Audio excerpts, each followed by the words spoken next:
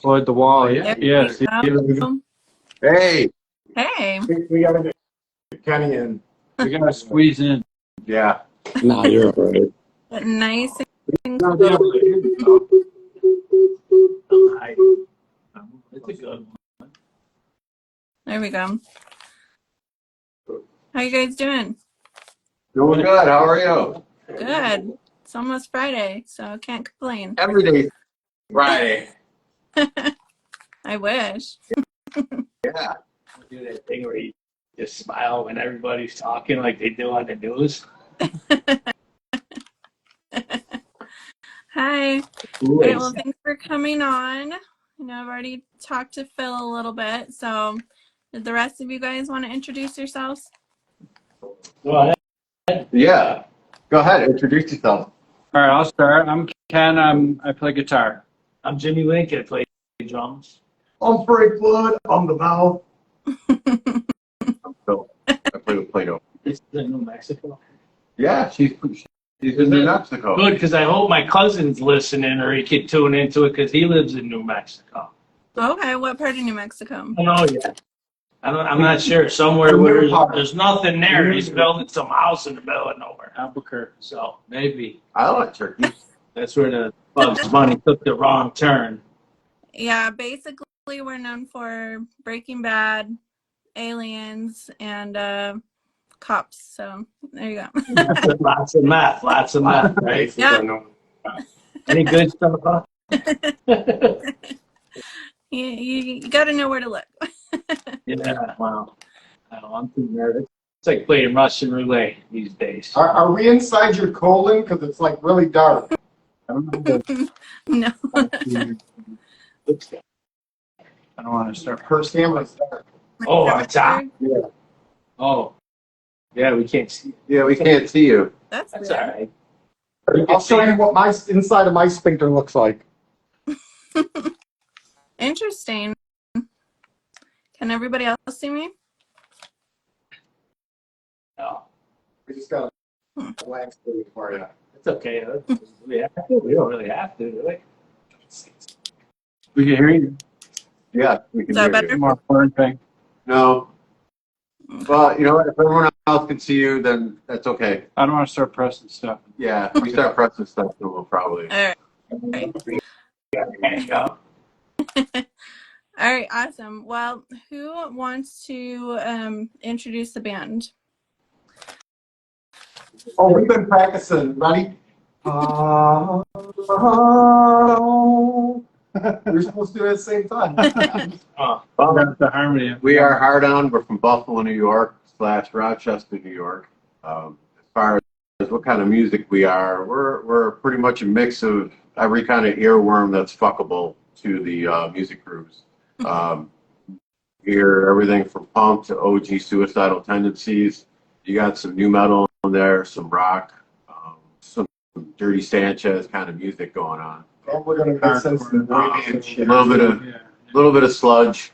You know, it just the band as a whole, we all bring different elements to the table. We're all diverse in our own way, which is amazing because there's some projects out there that everyone's on the same wavelength, so you get the same material over and over. With us, you're kind of, you know, one minute you might hear a Santana riff, and the next minute you might hear some kind of Vanilla Ice mix going on. So it's just a big mix of groove. that's a good thing too, because like I find myself nowadays, like I can only listen to certain genres of music for so long, except for like rock and roll, like Old Maiden. I can listen to that all day. But something like the death metal with the crazy beats, like so, I'm like enough, you know. So it's like you got to kind of switch it up, and you know, that's the way. We don't stick to one thing. Have you ever listened to a CD and got bored halfway through? Yeah. That's not us. Yeah, I was just going to say that's actually really cool that you guys do so many different things because, like, I mean, my playlist is all over the place. I listen to all kinds of stuff, and I think most people nowadays do. They don't just stick to one genre, so it's cool that you're blending those different sounds. Yeah, I mean, it's just kind of how it's all. I mean, how everything's been coming along. I mean, Jimmy and I, a little bit over a year ago, we started jamming together, and we kind of just right off the bat we hit it off. We kind of had a vision of what we were going for, and we stuck to our guns until we found the right people to be on the same level as us, and that's kind of how it all started. So our earlier stuff that we wrote was pretty much just wrapped around bass and drums. We wanted to leave the window open for, you know, guitars and vocals to put their own essence on what we started. And Kenny came. Yeah, then Kenny came in, and you know, he kind of just right after the first practice, Kenny actually plays bass for another project, and he reached out and said he wanted to come down with his guitar and put some twang down, and it all just blended out right off the bat. At the end of the day, it just magically works. You know, that's it. There's no other way to put it. It just works, and that's it. And he's got some amazing guitar solos to say. Oodles of noodles. It's like that Butterfly, Atreyu album they came out with before they went like regular punk. Yeah, think about it. If we were 18 years old and we had all kinds of time to practice, it'd probably be like We'd have 400 albums times. by now. Yeah, it'd be crazy. But, you know, unfortunately, we have to work for a living and, you know, pay them bills. We ain't got nobody driving us around, mommy and daddy and all that shit anymore. You know, Right. So, yeah, we got to be grown ups. So, but it's fun. Being grown up. Yeah, it's awesome that you guys can still get out there and do that. How did you individually start out with music? Oh. Well, I grew up listening to music, and then I started playing guitar probably like 12 years old. Got a bass after that, and then just stuck with it. I was in bands here and there, and then a few years ago I was doing the bass covers, and I was in a playing guitar in like a doom metal band. And then that went to the side, and I wasn't playing guitar for a while, and then, I was starting to get that urge again. I heard these guys and were looking for someone, felt like jamming, and it went from there, True love. Yeah. Just happened, man. When did you start playing the skin flute, Jimmy? It all started I bought an air guitar, and I brought it home and realized there was nothing there. So I started playing drums. Anyway, my grandfather, I used to have to watch Lawrence Welk with him, and he was an immigrant from Poland, and I had Lincoln logs, and I used to put the Lincoln log thing upside down, and he would get mad if I wouldn't keep the beat with Lawrence Welk. It was crazy that I could even talk like this. But so he played accordion, and my mother played violin, so there was always music in the family, and I just like playing drums and kept it up and started listening to music and just kind of stuck with it and started liking, I've been listening to like Ozzy, Black Sabbath, Iron Maiden. I was always in stuff like that, Van Halen, old 50s music, and that's what was around back then. Like you were either like a rock and roll dude or like a rap type of guy, So we always fight and shit like that. I had long hair, and I was like that guy back then. But anyway, so I started getting into a band when I was younger, and funny thing. So we played in the high school band. I played in the high school band, and then that kind of escalated into meeting some other guys in high school, and there was some band rooms and stuff like that. And then there was these bands playing, and there was a band called Tyrant Sin, and which. There was a band, Tyrant Sin, like Beyond Death, and so a lot of bands like that, Atrocity, Dark Deception, and stuff. These were local bands in Buffalo. So what happened is when Tyrant Sin and like Beyond Death sort of broke up, that's where Cannibal Corpse started. And so I was with the other part of them guys, and then we became a band called Mayhemesis, and so that was like the big death metal scene, and like it was crazy, and that's how all that stuff began. And I did a lot of death metal stuff and met a lot of people along the way through that. We played shows like with Dark Angel, Exodus, Sepultura. I was a young kid. I was like 17 years old and playing with these big bands, which are big now. You know, back then they're just traveling around in some whatever beat up truck through. You know what we played with Sepultura. One guy only spoke English in the band, and I think it was Max, and so and it's crazy, and but you know, Testament, Exodus, and watching these guys walk through, and then I go to see them now. I'm buying tickets to these shows now. You know, it's crazy. So yeah, so I joined the Army. You know, I had to get a job and do some, I don't know, grown up shit. You know, like Cannibal Corpse got signed, Goo Goo Dolls got signed. This guy Artie Cleanshaw, which he's got this place out here, the Town Ballroom, but he was like the manager for pretty much and set up all the shows for all of us and everything. And like Goo Goo Dolls got signed. They were a punk band, and then Cannibal Corpse, and then so we sort of did it. But anyway, so I kind of gave it up a little bit and slowed it down and took a hiatus and came back into it. And I was in another band called Grave Descent, and which is crazy because Jack Owen from Cannibal Corpse and Deicide and came and 6 Feet Under now. I started playing in that band, and then he moved here for a little bit, and then he moved away, and then they got another drummer, and this guy John Goss, and then he ended up going with Judas Priest. There's crazy stories. I could be here for a month with all this stuff, and so, but I'm still me. I'm still Jimmy, and I'm still playing, and I'm just a regular cat, and now I'm with these guys, and I'm having fun and playing shows again, and that's what it's all about. You know, I've seen all the other stuff. I've been on tour with other bands, and I know exactly what goes on in them tours, the money, the this, the that, and you know, I know we ain't gonna be Taylor Swift status and Metallica and shit like that, but you know what? If we can make you bob your head and tap your foot and play a good show, that's what it's all about.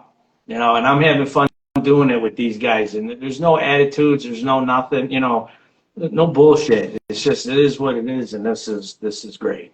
So that's me. I'm done. Yeah, definitely. That's the most important thing is as long as you're having fun. But those sound like some amazing experiences that you've had. Yeah. It's all they're almost unbelievable if you really, I mean, you know, you'd be on one of them shows like on them documentaries and stuff, and you know, actually I almost don't want to be on them because I probably make some people mad. You can leave after the show. Yeah. I just keep my friendship and like that's it, man. We're good. What about you, Frankie? Well, it all started July 23rd, 1981, when I was evicted from my first home, my mom's vagina. Then I grew up in the 80s, cool things, music, MTV. The 90s came, L. Cool J, I Need Love, Jeremy Jordan. I mean, like, I don't know. In the 90s, it was just a thing to woo a girl. So I was writing poems, singing, doing my thing, and, you know, striking out here and there and there and there and there and there. And this one lasted 3 months, this one lasted 6 months, this one lasted 9 months, this one lasted 3 days, this one a couple more months. And then 99 happened, and me and a bunch of guys got together and we did a acapella boy band. Yeah, it was a thing. Really? Yeah. This is the first I'm hearing of this. Yeah, All the secrets are being revealed. five songs, couple of dances down. One of the guys put us off the manager, and we had a show set up at a local club out in Rochester, which is no longer around anymore. Fast forward to 2002, I'm getting a tattoo in Village Gate, see a flyer for a band, and go in, and I'm sounding like DMX at the time. They nicknamed me X.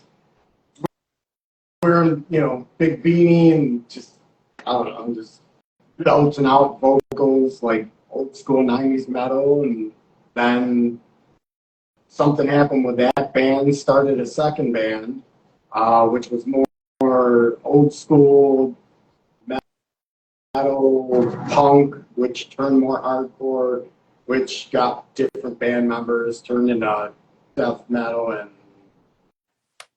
long story short on that one. Then I met Philly back in 2005, 2010, when all my two projects ended. You need a keyboard? Sure.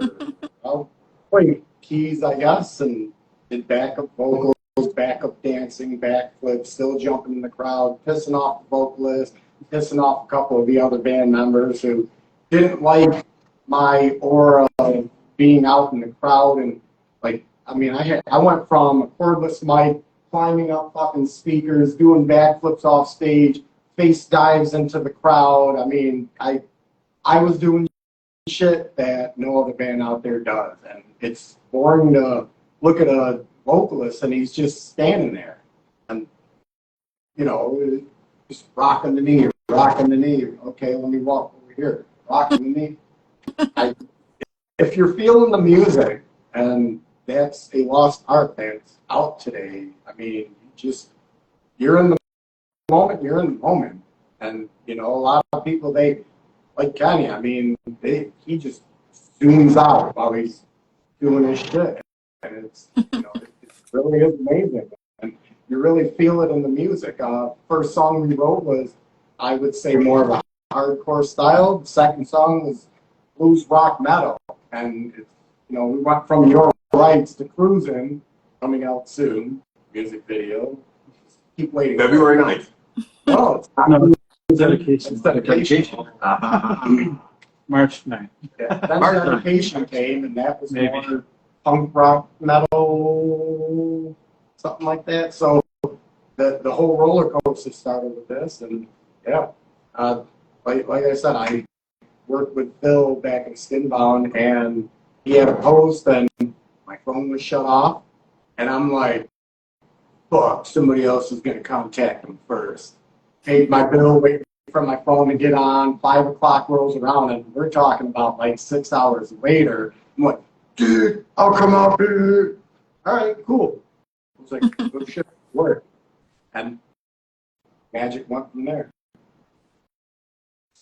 Yeah, we and like I said, when Jimmy and I like started this, we really stuck to our guns. We had a couple different options with guitar and vocals, and we just I was just sitting there on a Sunday at home. We had a different guitar player at the time when we first started this, and Jimmy had called me.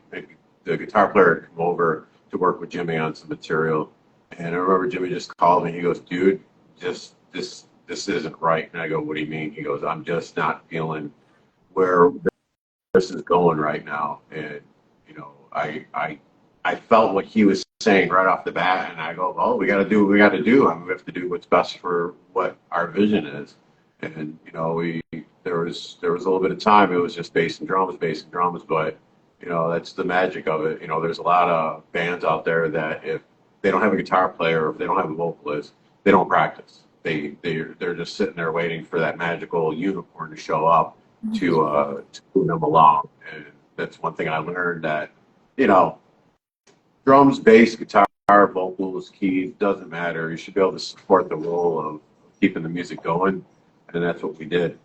And as far as me, to the question you had asked, I started playing trombone in grade school. I self-taught other brass instruments. I went to symphony, and my music instructor, I was living in Montana at the time, was impressed that I was able to pick up an instrument and just, you know, self-taught myself. So he threw me a bass guitar, and I go, "What in God's name is this?"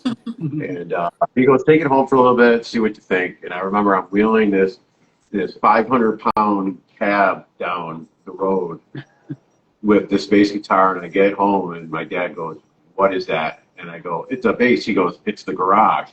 So I played for it with a little bit, and it didn't really click on me, because at the time my music influences really wasn't anything to, you know, write home about. So I kind of left high school not playing anything, and for me, couple years went by, and I remember I got out of work one day, and my buddy's like, "Dude, you need to go out." And I go, "I'm broke." He goes, "You just got paid." And I used to party a lot, and I had nothing to show for it. My buddy's like, You need a hobby." So the next payday, I went to the local music store, and just out of urge, I bought a Washburn-based Sunburst and a little, I think it was a 50-watt practice amp, and bought a bass theory book just to freshen up on things. Moved to California, met some people out there, worked on myself, and then that's pretty much it. I mean, I came back to New York. I seen a flyer for this band looking for a bass player. Then within like 6 months, the project took off. We did pretty well, and kind of went from there on things. So that's where I started playing. Awesome. What's the dog's name? Who cares?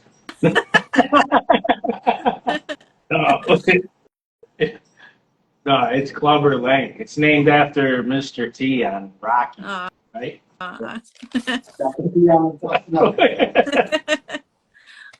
Who are some of your biggest musical influences? Mine, he already named a lot of mine that yeah, like the Metallica was like the biggest for me growing up, and then the Iron Maiden, the Judas Priest, that was all from my parents. Played that all the time. I grew up listening to Metallica since I was born and shit. So yeah, just those big metal bands, I would say my biggest influences. Okay. Yeah, for sure. Same like here, like Sabbath, Ozzy, Sabbath, yeah. Van Halen, and then I mean, there's so many bands. It was just, I mean, you're talking, I don't know. My dad listened to a lot of '50s music, so I liked a lot of that stuff too. Elvis, Yeah, Elvis. Grandfather listened to Elvis. I never liked Lawrence Welk, even though I had watched. They watched D-Hawk. So I mean, Roy Clark. I mean, I was into everything. And that's what I appreciate, all types of music from day one, I guess you could say. Because a lot of times when you're in school, you'd be embarrassed to say you like that kind of stuff, and you get punched in the face. Like, this motherfucker. You're like, you bullshit. We're buddies. Yeah. And then so it's like, nah, but I stuck with it, and I still love everything. It depends on what I'm doing, what I'm in the mood for. If I'm doing electrical on something, I'll put in Tool. It's like sometimes I like crazy death metal. I don't think depending on the situation. It'd be 3:00 in the morning, I'm painting, and I throw in maybe even Pantera, Municipal Waste. It's one of my favorite bands. I'm going to see them in Las Vegas in a couple weeks with Kerry King, so that should be a good show. I see more shows in Vegas than I do here. So Nobody Awesome. yeah. So I bought property out there too, so I'm going out there. Another good band from over there, Spirit World. I've been really listening to them guys a lot.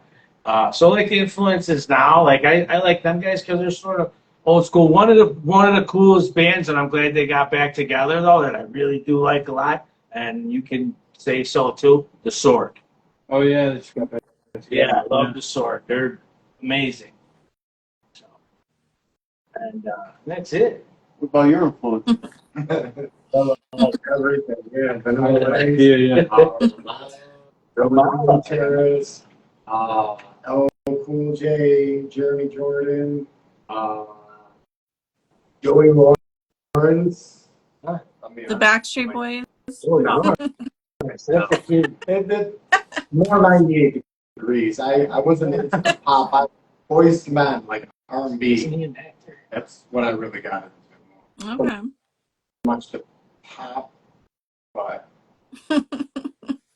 Wasn't like Joey Lawrence like a kid on Facts of Life? no. No? He was the guy. Whoa. Whoa. That's one thing that I really did listen to, I guess. Maybe a little bit. I don't know. I mean, for me, I don't know, my music influences, I got a broad spectrum of music, but I mean, for bass, I would say the bassist from Duran Duran. I mean, some people made fun of them growing up, No, but they're good. if you sit there and actually isolate the bass tracks, he's a phenomenal bassist. And then another bassist, I would say, some people know who he is, some people don't, but is Marcus Miller. I mean, his project, if you ever listen to him, he doesn't have a vocalist. His bass sings. And, you know, for someone to be able to take an instrument, and especially the bass, and just do what he does to that is just phenomenal. You know, but for me, it's not about trying to be like any of these musicians. It's just, you know, appreciating what they do with it, because I think music is art and you can't replicate what somebody else does. I mean, it's just end of story. I mean, I know you and I talked before, but my mentality with music is you're either out there to impress the naked ear or you're out there to impress another musician. For me, I'd rather impress the naked ear. I mean, look at Dimebag Darrell. 3 notes, made a hit, call it a day. I mean, then you got people that appreciate Dream Theater, that those dudes have more notes in one guitar walk than some people have on a whole album. So it just depends on how you look at music. Very true.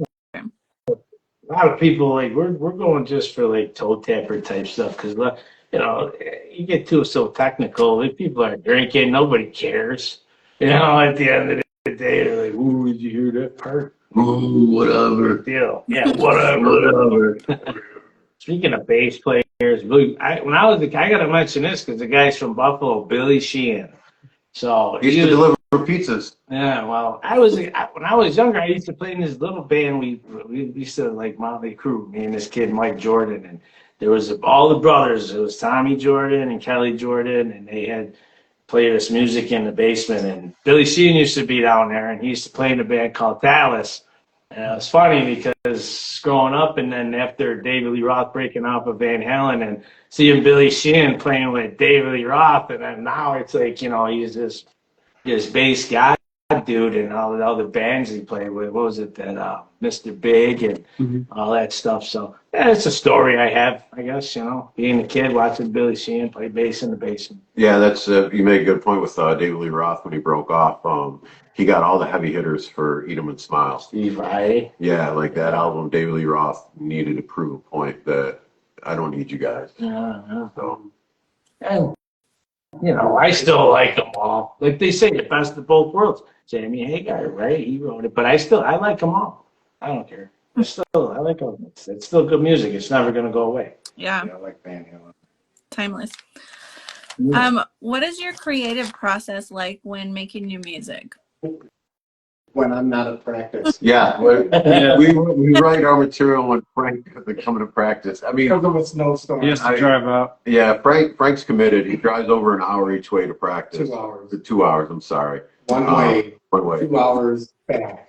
So, but because where we live at, you know, we definitely get some severe weather, but the few times he hasn't been able to make it out, that's pretty much where we write our material. But honestly, it's actually good that way, because most vocalists are going to stand there with their thumb up their ass waiting for the material to come out. It'd be boring. Yeah. Well, while they're playing a song, I'm already writing something. But yeah. I have a bunch of guitars, and I write some stuff, and I give it to these guys, and they just perfect it. Yeah. Sometimes we have a riff. Sometimes, you know, we come in, we just start jamming, and we're like, we got to record that. You know, Yeah. it just comes naturally sometimes. There's so much of it. That's how Yeah. Born and Raised all started. Yeah. Yeah, we Jam session. Mhm. Blues. yeah, we don't like I said before, we don't have that Hitler of the project. We all just collaborate together, and so far everything's just gelling. I mean, we just bring what we have to the table and we make it work. Like E-Town Concrete, when they first came out, they had a mix of the blues, the metal, the screaming, the hardcore. I mean, they just melded it all together. Yeah, I like that versatile stuff, listening to music like I was talking about on the iPad earlier too. So we got a new song, and I kind of was listening to the original Gangster, OG Original Gangster by Ice-T. Mhm. And it was like the bass tone. So I started messing with it on the guitar, and he started playing it on bass, and then we were, you know, comparing it to another tune from Anthrax. And so there's a lot of, you know, inspiration, and you know, and I know Ice-T plays with Body Count, but it was from his rap project. So it was like, I'm here, you know, it's like, so just like these things stick in your head, and you're like, well, all these people sample this, sample that. How would it sound if now it's our turn to start maybe robbing a couple of things, whatever, I mean, there's It'll so much work. music out there, it's hard to not recycle somebody else's sound. Yeah. That's true. And you guys have a new song coming out soon, is that right? Yes. Always. Yes, we on the 9th of this month we'll be releasing our second debut track called Dedication. Our first one is doing really well with the platforms. It's our first song. Your Rights is on all the major platforms, Spotify, blah blah blah blah blah. But yeah, our first track, we got a lot of good reaction from it, so we sped up the process. I mean, we went in the studio, recorded a few tracks, and the downfall with some bands is they go in the studio, they record a whole bunch of tracks, and they release them all at once.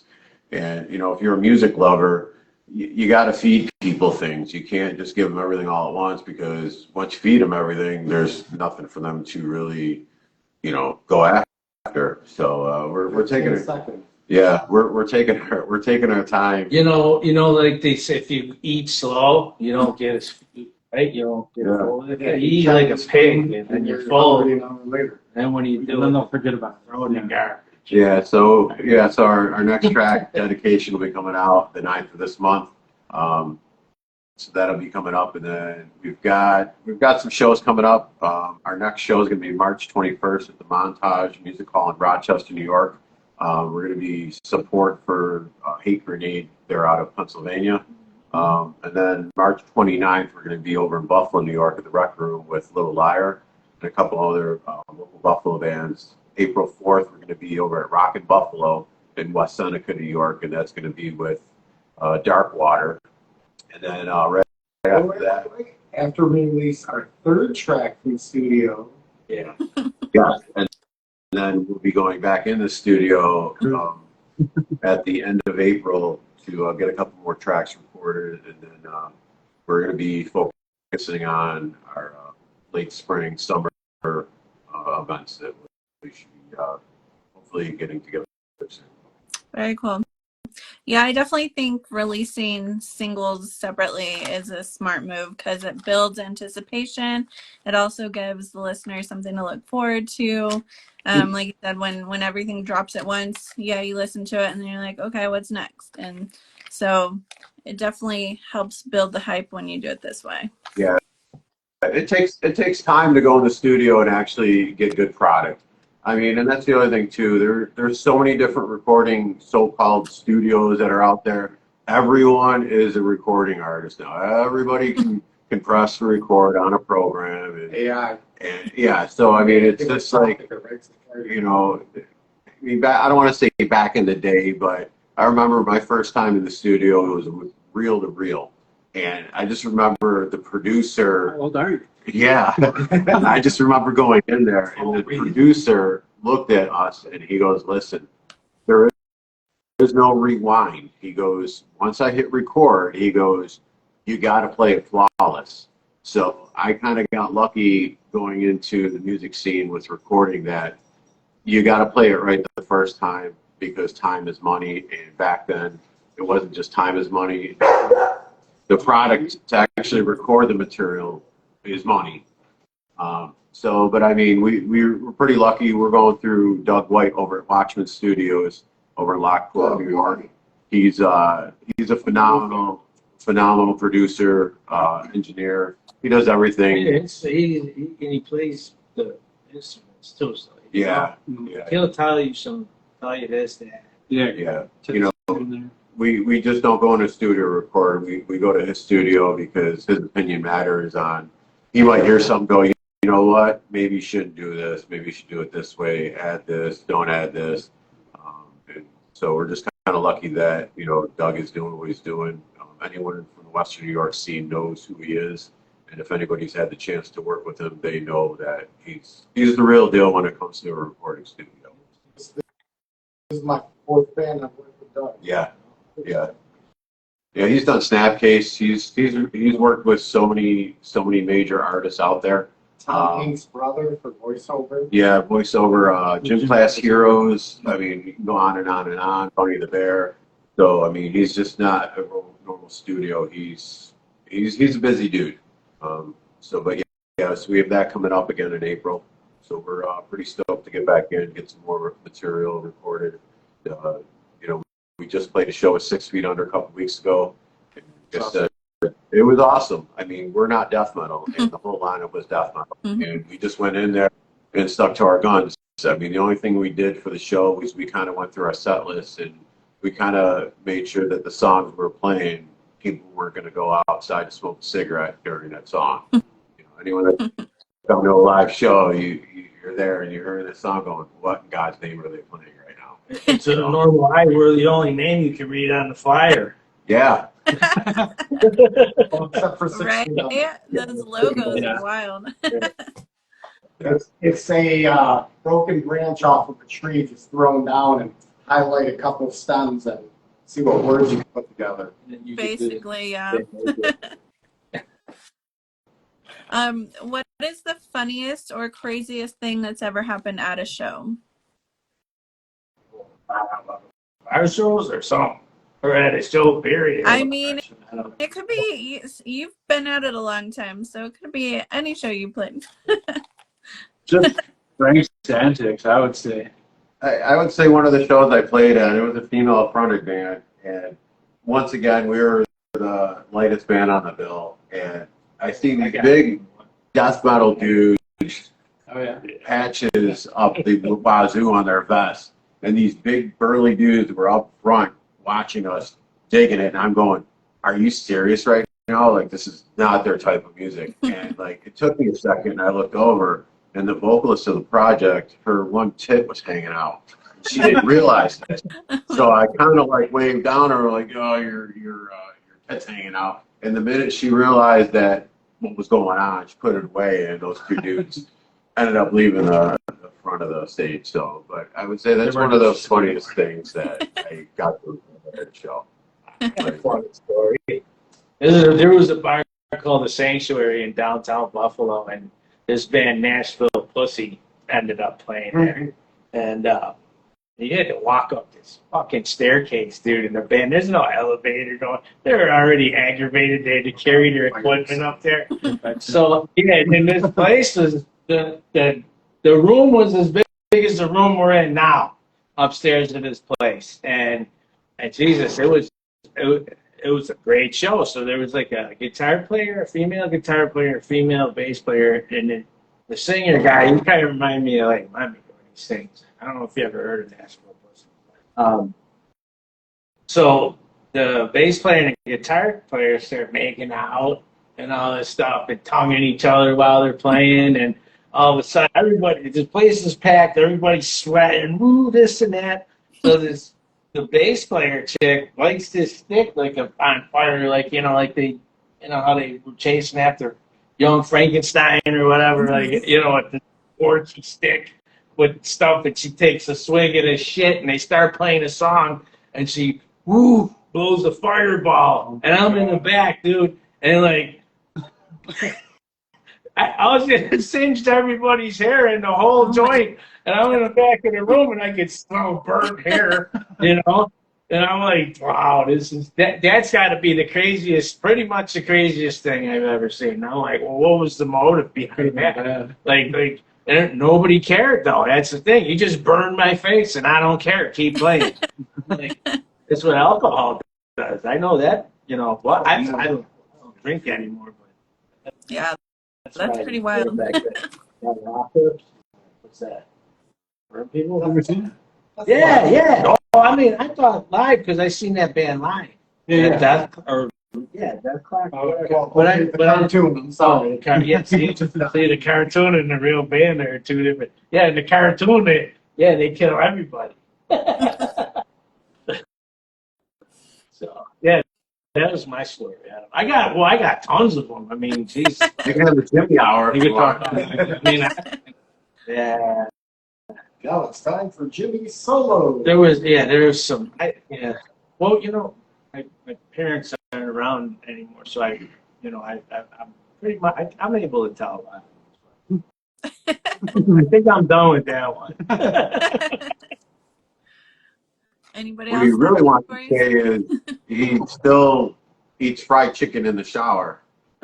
So he's trying to break that habit, but it's a hard habit to break. Oh yeah, like that's like Peter. What's the Cetera? Yeah. Peter Cetera. See, from Chicago. There you go. I know my music. See, I like He's from Chicago. Chicago.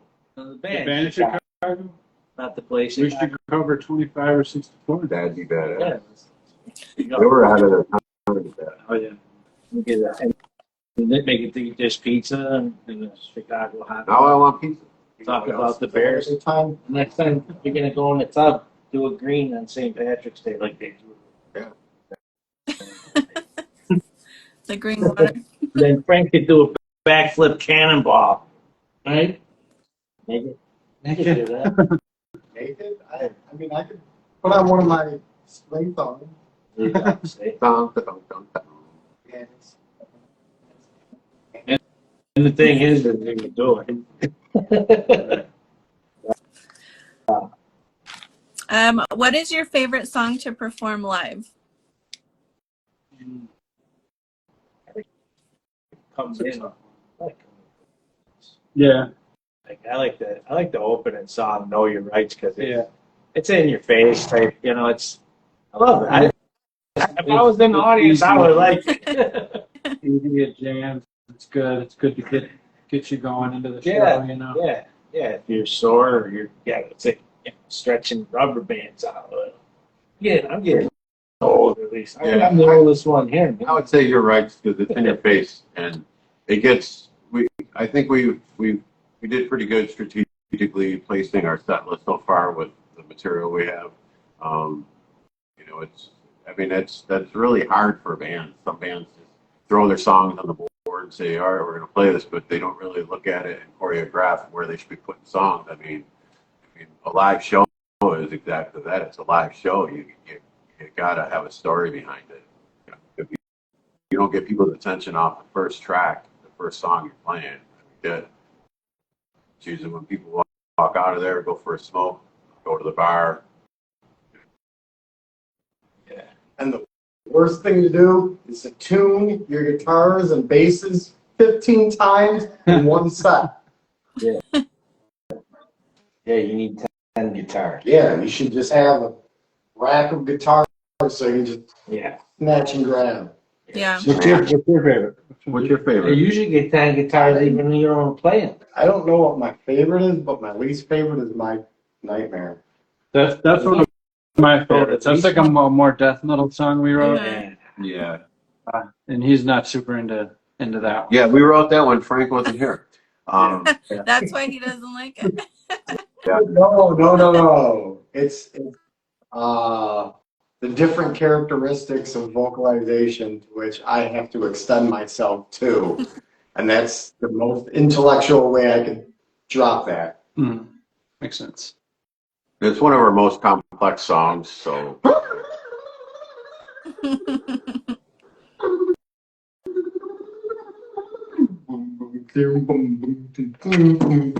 Yeah, basically.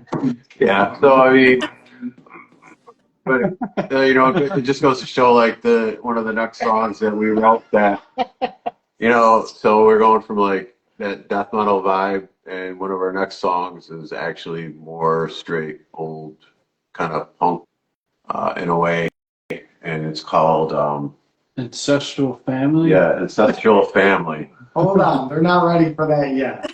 Well, they will be. That'll be a very entertaining song. But it'll be nice that we'll actually be able to. We're getting to the point where we can actually say we have a metal set, we've got a punk set, we got a death metal set. I mean, so it's We have a mascot puppet too. yeah. This is Oh. this is our boo. This is the hard-on boo right here. See? I see. Yeah, this is what we're bored. He was See if we can get it to move. And again, I quit drinking and doing drugs and still come up with the shit. Amazing artist here. Amazing artist. That's fun. He created pretty much all of our logos. Yeah. We got some cool stuff. We just gotta get it out there, Yeah. There's one. Oh, that's very cool. I don't know if it's backwards. Yeah, it's a hot rod rooster. It's Turn it made around out, upside down. it's made out of a sack and a shaft. There you go. It's a sack and a shaft. It's a hard-on rooster. It's the original Awesome. drum, right? Yeah. So it's kind of cool. Oh, that's the original one. Yeah, I drew that at work. Very cool. You're talented. One of the biggest work, you know. Who doesn't do that? I know. I thought I did. We didn't when we started putting our sound out there, we didn't expect to get the reaction that we did off the bat. So that's one reason why we're pushing things. Yeah. Is there a song of yours that means the most to you, and why? Well, yeah. Well, one of them does, but I really don't want. Nah. The Blaisdell Rooster. Yeah. Oh yeah. Okay. There's like some personal history there or something like that. Sort of. It's about You don't gotta get into it. I put myself in the picture, but it's about somebody else. But anyway, it's about sitting at a bar, and that's like the bars here close at 4 a.m, so it's about 3:30, and so like it's the last call, kind of. You get there's one woman sitting at the end of the bar, and you're the only dude there, and you kind of take her home. But on the way home, you stop at a Texas hot place that's open 24 hours, and you eat chili dogs at 3 a.m. Oh no. The dog at 4 a.m. Yeah. If she's still awake and not passed out yet. And then you got to like drive them to a suburb, so we picked Blaisdell. And it's a suburb outside of Buffalo, so we call it the Blaisdell Rooster because it's the Blaisdell Rooster any cock will do. Speaking of, next interview you'll do is straight on Jimmy. He's full on MTV cribs. Yeah. But no, as far as meaning, it can mean anything really.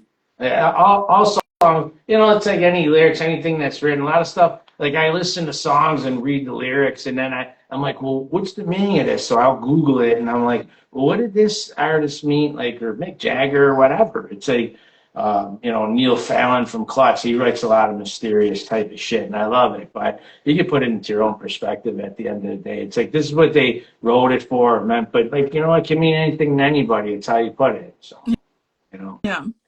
I would say dedication and cruising are probably, for me, and your rights, just because those are the three that I feel are the foundation of how this project started. Yeah. So for me personally, those definitely resonate because, like I said, those are what started this project, and kind of like Kiss. When we started writing this stuff, we wanted to be like Kiss, keep it simple, stupid. So. Yeah. No makeup though.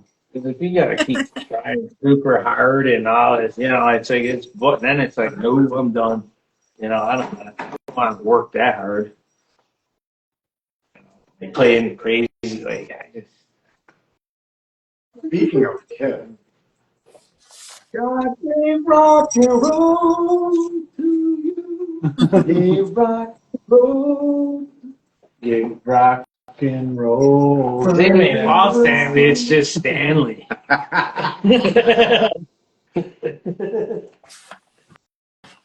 Don't call me Ike. I'm just a kid. All right, All right, come here. No, go ahead. This dog looks like Samuel Jackson. Like it's weird. I want him to call me motherfucker or something. Say something. See, But every time I look at him, I'm expecting to be like, I'm too with a little Glover on you because he's got that. He's gonna knock that fucking thing. No, I was like You think? All right, awesome. Well, this has been a lot of fun. So the new song drops the 9th, you said? Yes, the 9th.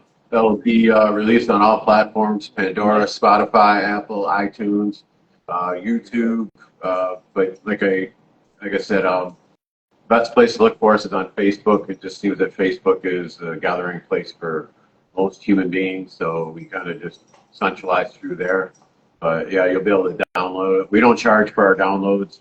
Everything is free just because, I mean, we're not about making money. We're about making music. All right, perfect. Well, I can't wait to hear it. And do you want to let everybody know what socials you guys are on so they can follow you? Yeah. Hardon Band on Instagram. That's it. Yeah. Hardon is on Instagram. We're on Hardon Facebook. All one word.